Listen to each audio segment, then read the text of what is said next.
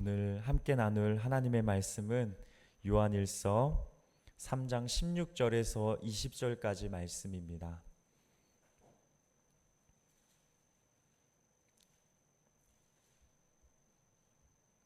요한일서 3장 16절에서 20절까지 말씀입니다.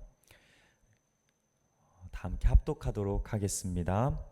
그가 우리를 위하여 목숨을 버리셨으니 우리가 이로써 사랑을 알고 우리도 형제들을 위하여 목숨을 버리는 것이 마땅하니라. 누가 이 세상의 재물을 가지고 형제의 궁핍함을 보고도 도와줄 마음을 닫으면 하나님의 사랑이 어찌 그 속에 거하겠느냐. 자녀들아, 우리가 말과 혀로만 사랑하지 말고 행함과 진실함으로 하자. 이로써 우리가 진리에 속한 줄을 알고 또 우리 마음을 주 앞에서 굳세게 하리니, 이는 우리 마음이 혹 우리를 책망할 일이 있어도 하나님은 우리 마음보다 크시고 모든 것을 아시기 때문이라. 아멘. 감사합니다. 이 새벽을 깨우러 이 자리에 나오신 우리 성도님들을 주님의 이름으로 환영하고 축복합니다. 요즘 우리 성도님들의 마음은 무엇에 붙들려 있으십니까? 어떠한 것들을 우리의 마음 가운데 품고 지금 이 시대를 살아가고 계십니까? 오늘날 어린이부터 청년에 이르기까지 가장 큰 고민 가운데 하나는 바로 핸드폰과 관련된 문제일 것입니다. 하루 종일 핸드폰을 쥐어주면 아마 며칠이라도 놓지 않고 그렇게 생활을 할 것이기 때문입니다. 아마 하루 종일 핸드폰만 쥐어주면 하루뿐만 아니라 일주일도 아니면 정말 한 달, 1년도 살아가는 것이 바로 오늘날 우리 아이들에게 처해져 있는 그런 현실이 아닙니까? 저 또한 한때는 이 핸드폰에 저의 마음을 완전히 빼앗겼던 적이 있습니다. 유튜브 영상을 보는데요, 얼마나 저의 흥미를 자극하는 그런 영상들이 많은지요. 이 영상을 보고 끝날 때쯤이면 또 다른 흥미로운 영상들이 떠오르고 또 떠오르고 또 떠오르고, 그것들을 시청하고 하다 보니까요, 그렇게 앉은 자리에서 한 2시간, 3시간은 금방 지나가 버리더라고요. 정말 그 핸드폰을 보고 있는데 시간이 어떻게 갔는지 모를 정도로 저의 마음을 사로잡고 완전히 장악해 버린 것이죠. 그런데 문제는 여기서 그치지 않습니다. 그렇게 핸드폰에 마음을 빼앗기고 나니까 주일날 예배를 드리는데도요, 설교 시간에 유튜브 영상을 빨리 보고 싶다, 이 설교 말씀보다 그 유튜브 영상을 조금 더 보고 싶다라는 마음이 얼마나 강하게 드는지, 중독이 바로 이러한 것 아닐까, 정말 저의 삶 가운데 직접적으로 그렇게 체험한 적이 있었습니다. 우리의 마음을 이렇게 빼앗는 것은 핸드폰만이 아닐 것입니다. 우리 성도님들의 그 마음을 빼앗는 핸드폰과 같은 것들은 무엇이 있습니까? 오늘 이 시간에는 우리의 마음에 대해서 한번 생각해 보시고 이와 관련하여 하나님의 말씀을 함께 나누어 보려고 합니다. 잠언 4장 23절의 말씀에 이런 말씀이 있습니다. 무릇 지킬 만한 것보다 더욱 내 마음을 지켜라. 생명이 근원이 이에서 남이니라. 이 구절은요, 인간에게 마음의 중요성을 상기시킵니다. 즉 마음이 생명의 근원이기 때문에 모든 것 중에서 인간이 가장 중요하게 지켜야 할 것이 바로 우리 마음이라는 것이죠. 또한 잠언 23장 7절에는요, 사람의 마음속 생각으로 그가 어떤 사람인지를 알 수 있다라고 기록하고 있습니다. 그것은 마음에 어떠한 것들이 들어있는지에 따라 삶에 깊은 영향을 주고 결국 그 마음에 따라 삶을 선택하며 살아가기 때문에 우리 마음 가운데 있는 것들이 중요하다는 거죠. 결국 우리는 무엇을 마음에 품느냐에 따라 우리의 생각이 달라지고 또 말이 다르게 나가고 또 행동과 삶의 열매가 달라진다는 것입니다. 그래서 하나님의 말씀 곳곳에는요, 이처럼 우리에게 마음을 온전히 잘 지키라고 계속해서 우리에게 반복적으로 얘기하고 있습니다. 따라서 우리의 마음을 지키는 일은 그저 우리가 취사로 선택할 일이 아니라요, 우리의 영혼의 생명과 관련된 문제이기 때문에 보다 신중하게 우리의 마음에 대해서 깊이 묵상하고 또한 우리의 마음을 채워야 할 줄 믿습니다. 특별히 마지막 때라 불리는 이 시대 속에서 우리의 마음을 빼앗는 것들이 얼마나 많습니까? 잠깐 하면, 우리가 방심하면 금세 우리의 마음에 그런 세상의 것들로 채울 수 있는 것들이 너무나 많은 시대가 바로 오늘날 이 시대 아닙니까? 그러므로 우리는 우리의 마음을 잘 지켜 나아가야 할 줄 믿습니다. 그러면 그 마음을 우리가 어떻게 잘 지켜 나아갈 수 있을까요? 본문 19절입니다. 우리가 진리에 속한 줄을 알고 또 우리 마음을 주 앞에서 굳세게 하리니. 아멘. 그것은 우리의 마음 깊숙한 그 중심에 하나님의 진리를 붙잡음으로 우리의 마음을 지킬 수 있다는 것입니다. 우리는 그 진리 안에 우리의 삶을 두고 살아가야 할 줄 믿습니다. 그렇다면 그 진리는 무엇입니까? 그 진리는 영원하고 불변하는 유일한 진리인 예수 그리스도인 줄 믿습니다. 오직 예수님만이 우리의 마음을 굳세게 붙잡아 주실 유일한 분이시라고 성경은 계속해서 우리에게 말씀해 주고 있습니다. 그래서 우리가 계속해서 이 새벽에 다루는 말씀의 그 주제가 바로 예수 그리스도께서 우리에게 보여주신 그 사랑 아닙니까? 계속해서 우리가 다루는 그 주제 기억나시나요? 그 사랑, 그 절절한 우리를 향한 그 러브레터가 바로 오늘 우리가 계속 보는 그 말씀의 주제입니다.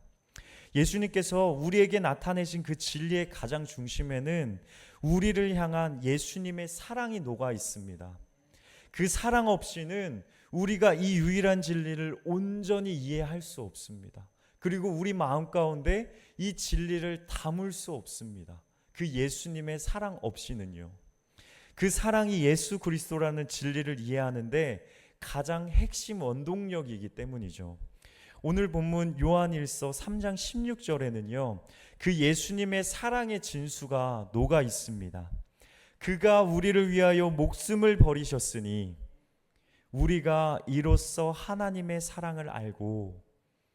요한일서뿐만 아니라요, 사도 요한이 요한복음 또한 기록하지 않았습니까?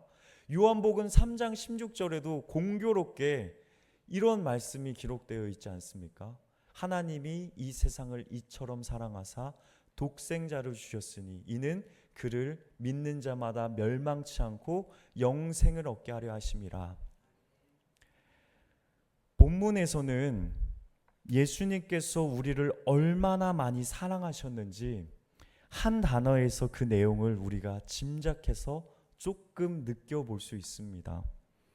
그 단어는요, 그가 우리를 위하여 목숨을 버리셨으니 라는 문장입니다. 이 구절을 영어로 번역된 성경에서 보니까요, 이렇게 표현하더라고요. 예수님께서 우리를 위하여 자신의 목숨을 내던지셨고 친히 우리를 위해 희생하셨다라는 문장으로 이렇게 표현하고 있습니다. 예수님께서 우리를 위해서요, 자신의 목숨을 내던지셨답니다. 우리를 위해서 말입니다. 성경에는 죄인인 우리를 이렇게도 표현하더라고요. 원수와 같은 자들. 우리는 원수를 위해 나의 생명을 내어줄 수 있습니까? 한 100번 양보해서요, 한 1000번 양보해서요, 나의 목숨을 내어준다 하더라도 나의 자녀를 그 원수를 위해 내어줄 수 있으시겠습니까? 곧 아기가 태어나는 저에게는 이 질문에 답하기가 너무나 어렵고 참 힘이 듭니다. 솔직한 마음으로는요, 저는 어려울 것 같습니다. 하지만 우리 예수님께서는 자신에게 침을 뱉고 욕을 하고 모욕하고 주먹과 채찍과 같은 것으로 때리기까지 하는 그 이스라엘 백성을 위해 자신의 목숨을 친히 내놓으셨습니다. 너무나 인정하기는 싫지만 우리가 인생을 살아가다 보니 예수님께 침을 뱉고 모욕하고 주먹을 휘둘렀던 자가 바로 우리 자신이었다는 사실을 느끼지 않으십니까? 그럼에도 불구하고 예수님을 우리를 위해 자신의 생명을 십자가 앞에 내던지셨습니다. 그 말씀이 오늘 본문 말씀입니다. 오늘날 우리는 십자가를 그저 예쁜 그런 목걸이나 아니면 귀걸이나 아니면 교회의 상징과 같은 액세서리쯤으로 흔히 보고 여기지만 예수님 그 당시에는요, 이 십자가가 로마에서 가장 악한 범죄자에게, 최악의 반역자에게만 내리는 형벌이었다고 합니다. 그냥 돈을 빼앗는다고, 어떤 물건을 훔친다고 내리는 형벌이 십자가가 아니고요, 최악의 범죄자, 살인을 저지르고 정말 최악의 그런 범죄자들, 그리고 최악의 반역자들에게만 내리는 극소수의 그 형벌이 바로 이 십자가의 형벌이었습니다. 십자가의 형을 선고받으면요, 이제 노예보다도 못한 취급을 받았다고 합니다. 매질과 침뱉음, 온갖 욕설과 조롱을 당해도 아무도 이를 말리지 않았습니다. 오히려 이런 것들을 부추겼다고 역사에는 기록되어 있습니다. 그래서 로마 군인들은 일부러 사람들이 많이 지나가는 곳에, 그런 큰 길이나 성문 밖 언덕에 모든 사람이 볼 수 있는 곳에 십자가를 일부러 세웠다고 합니다. 그리고 지나가는 사람들이 죄수의 저 고통스러운 모습을 보면서 그들을 조롱하고 일부러 욕하게 했습니다. 죄수는요, 나무에 그저 그냥 매달려서 숨을 쉬기도 힘든 채로 하루 이틀씩 그렇게 서서히 말라 죽어갔다고 하고요. 그 과정에서 이제 끝없는 수치와 그런 부끄러움을 맛보았다고 합니다. 그것이 바로 그 당시에 말하는 십자가형이었습니다. 그래서 당시 그 사람들은 이 십자가형을 두고 이렇게 표현했습니다. 이 세상의 모든 저주와 조롱이 모인 자리가 바로 십자가다. 그런데 하나님의 뜻은요, 예수님께서 이 끔찍한 십자가를 지시는 것이었습니다. 이유는 단 하나이죠. 우리를 너무나 많이 사랑하셨기 때문에, 우리가 지은 죄 때문에 받아야 할 벌을 그 죄 없으신 예수님께서 대신 짊어지신 것입니다. 예수님께서 자신의 목숨을 내던지시고 바로 이 십자가의 길을 우리 때문에, 우리를 그토록 사랑하셨기 때문에 선택하셨다는 것입니다. 예수님을 우리를 구원하려는 그 하나님의 계획에 순종하셔서 수치와 고통의 상징이었던 그 십자가를 기꺼이 지셨습니다. 그리고 결국 죽음을 이기시고 부활하심으로써 이를 믿는 하나님의 자녀들에게 죄사함과 영원한 생명을 선물로 주셨습니다. 그래서 십자가는요, 더 이상 우리에게 부끄러움의 표지가 아닙니다. 부끄러움의 수치가 아닙니다. 예수님이 우리를 사랑하고 정말 우리를 구원하기를 원하셨다는 확실한 증거가 되는 줄 믿습니다. 그러므로 우리가 교회에 십자가를 세워둔 저 이유는요, 우리의 마음에 그 십자가를 날마다 기억하게 하려는 데 있습니다. 그저 십자가가 멋있다라는 이유로 세워놓은 것이 아닙니다. 그냥 저 십자가를 우리 교회니까 무조건 세워둬야 한다는 그 이유로 세워둬야 한다는 것이 아닙니다. 우리의 머리로는 다 이해할 수 없는 저 하나님의 그 한량없는 사랑, 주님께서 우리를 위해 자기 생명을 내어주신 그 사랑으로 우리의 마음을 가득 채우기 위해서 바로 저 십자가를 우리 교회에 세운 줄 믿습니다.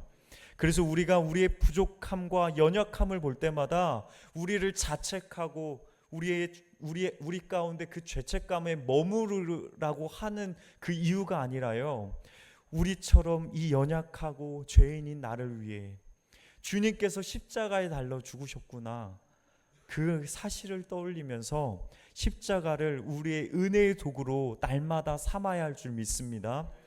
그러므로 우리는 날마다 십자가를 바라봐야 합니다. 그 안에 예수님의 사랑이 있기 때문이죠. 그 사랑 안에 우리의 삶을 내려놓을 때 그 사랑은 우리의 마음을 충만하게 채우는 하나님의 진리가 되는 줄 믿습니다. 그리고 그 진리를 우리의 마음에 두고 살면 우리가 넘어질 때에도 다시 일어날 힘을 우리는 얻게 됩니다. 우리는 연약하고 우리를 바라봤을 때는 소망이 없지만 저 십자가를 바라봤을 때 하나님께서 우리를 다시 일으켜 세워주신다는 거죠. 우리가 다시 이 세상 가운데 하나님의 자녀로 온전히 살아갈 수 있게 하나님께서 인도하신다는 것입니다. 하나님의 말씀은 이렇게 말합니다. 오늘 본문 20절인데요. 우리 다 함께 읽길 소망합니다. 시작. 이는 우리 마음이 혹 우리를 책망할 일이 있어도 하나님은 우리 마음보다 크시고 모든 것을 아시기 때문이라. 아멘. 그렇습니다. 우리를 다시 세우시고 온전케 하시는 분은 오직 예수 그리스도 한 분이신 줄 믿습니다.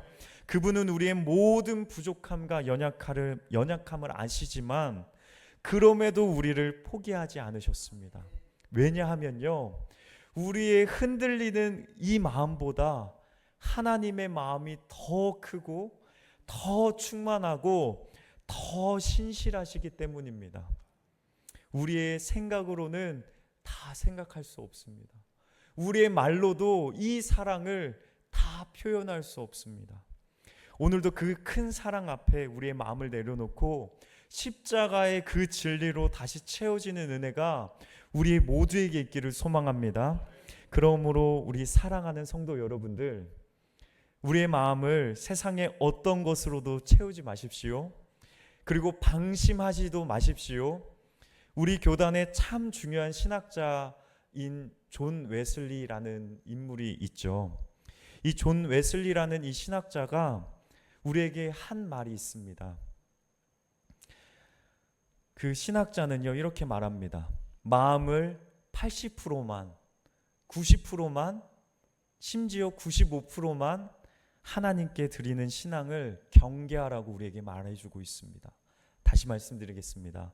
우리의 마음을 50%만 하나님께 드리면 되겠지? 아니야, 더 드려야지. 60%, 70%, 80%, 90%, 95%만 내가 하나님께 우리의 마음을 두고 살아야지 라는 것을 경계하라고 합니다. 그 남겨둔 그 5%가 우리에게 유혹과 시험의 통로가 되기 때문입니다. 그것을 경계하라고 하는 것이죠. 그래서 그 존 웨슬리는 우리에게 이렇게 얘기합니다. 우리 마음 가운데 우리 마음의 100%를 하나님의 진리 앞에 두고 살아가라. 오늘 본문도 같은 결론을 내리고 있습니다. 자녀들아, 우리가 말과 혀로만 사랑하지 말고 행함과 진실함으로 하자. 여기서 진실함이라는 이 말은요, 우리의 마음을 예수 그리스도의 진리로 가득 채우라는 말입니다. 영어로 말하면 in truth라는 그 문장으로 얘기하는데요, 진리 안에 살아가라는 것입니다. 진리 안에 우리의 마음을 두고 살아가라는 것입니다. 그러할 때 사랑이 우리 말에 머무르지 않고 삶으로 자연스럽게 배어져 나오기 때문이죠. 진리로 충만한 마음은 반드시 행함으로 증명되게 되어 있습니다. 그러니 오늘 우리 마음의 주인을 다시 확증하는 이 시간 되길 소망합니다. 우리 마음 가운데 세상의 것들을 비우고 진리의 말씀으로 채워서 사랑으로 흘려보내는 저와 여러분들이 되시기를 주님의 이름으로 간절히 소망합니다. 그때 주님께서 우리의 마음을 지키시고 우리의 삶에 예수님의 사랑을 자연스럽게 배어 나오게 하실 것입니다. 우리가 하는 것이 아닙니다. 예수님께서 우리의 삶을 통해 일하실 것입니다. 그렇기 때문에 우리의 삶을 이제 우리의 마음을 온전히 주님께 저 십자가에 내놓는 저와 여러분들이 되시기를 주님의 이름으로 간절히 소망합니다. 이러한 은혜가 저와 여러분들에게 있기를 소망합니다. 기도하시겠습니다. 사랑과 은혜의 하나님, 이 하루를 주님 앞에서 시작하게 하심에 감사드립니다. 또한 주님의 사랑과 은혜가 너무나 커서 우리가 이 세상 가운데 하나님의 자녀로 살아갈 수 있게 하심에 감사드립니다. 우리의 마음이 확정되고 확정되어 싸우니 오직 주님의 말씀으로 우리의 마음을 충만케 하여 주시고 다른 어떠한 것에 우리의 마음을 빼앗기지 않게 하여 주옵소서.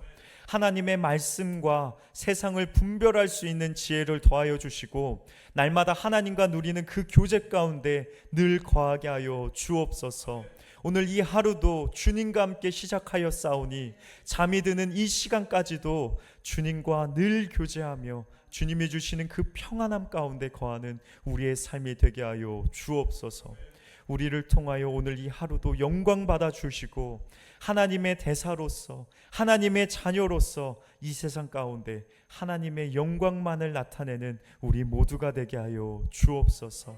모든 영광 주님께 올려드리고 살아계신 예수님의 이름으로 간절히 기도드립니다. 아멘.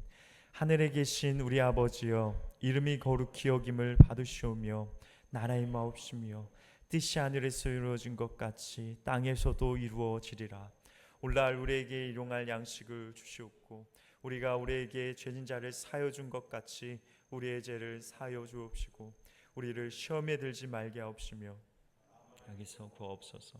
대개 나라와 권세와 영광이 아버지께 영원히 있사옵나이다. 아멘.